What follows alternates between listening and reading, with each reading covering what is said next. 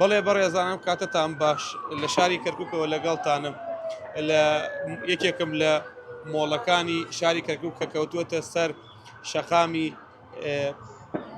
ڕێگای بەغای شاری کەرکووک.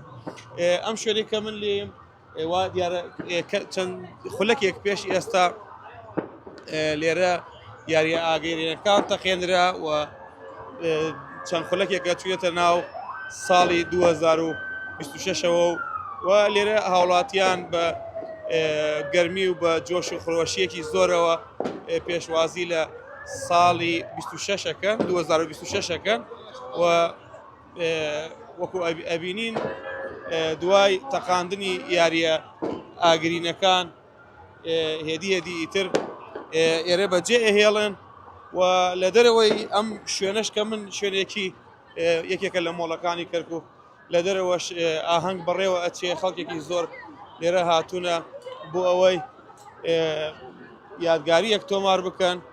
ئەمێ لەگەڵ بەشێک لە هاوڵاتیانی کەرکووک قسە بکەم.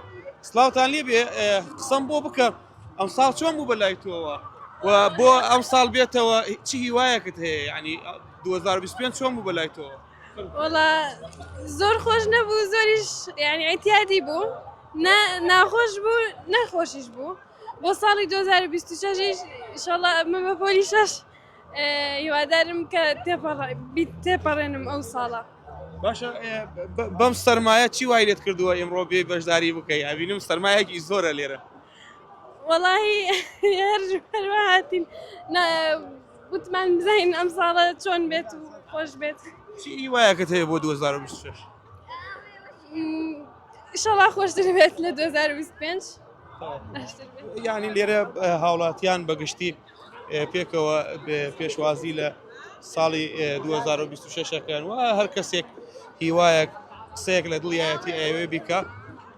بەڕێزم تۆ قسەم بۆ بکە بەلای تۆ چۆن بوو 2025 وە ئەوەی کە ئیستا وا چەند خولەکێکە چوێتە ناو 2026ەوە ئەتەوێت چی بڵێ؟ وەڵای 2025 بۆ من باش بوو پرۆژەیەکی تازەم دانا ئیشێکی تازەم کرد هیوادارم لە 2026 زیاتر بەرەو پێش چەند زیاتر بەرەو پێشی بخەم ئینشاءڵڵا ئەگەر خوا خۆتدا.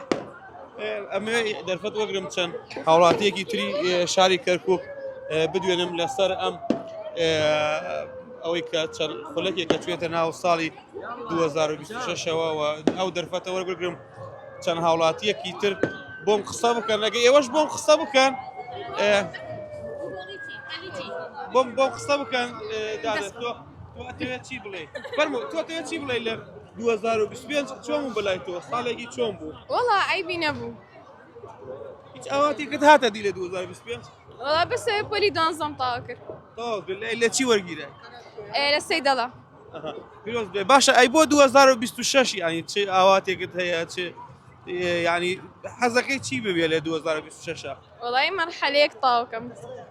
وەڵایی بەم وڵاتە لێم ئینشاڵڵا هەموو ڕۆژ سەرسەری سەر ساڵ بن هەمووی تورکمان بێ کورد بە عارەبی ئینشاڵڵا فەرقمان نییە خۆم تورکمانم. 2025 چۆن بوو لای تو؟ وەڵایی نەخۆش بووم کەوتم نەخۆش حەمدلله وەشکر کاکرێبوار و جەمعات کوردستان و لە مستەشفەیەوە خەوت بووم نەجاتم بوو. بۆ 2026 چیت هەیە؟ وەڵی ئینشاڵڵا ئەلێم بەو خوایە بەو ملەتە عارەبە کورد بە لە شیمالەوە لە جنوبەوە هەمووی ئینشاڵڵا ڕێک دێەوە ئینشاڵڵا مستەقبەلمان هەبێ.